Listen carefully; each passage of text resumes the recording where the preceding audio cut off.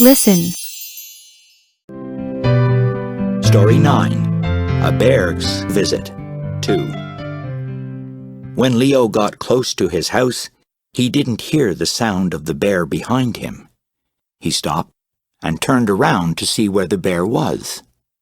To his surprise, Leo saw that the black bear was running in the other direction.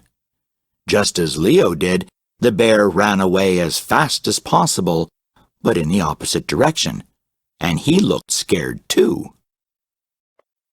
The bear is scared too. Read aloud.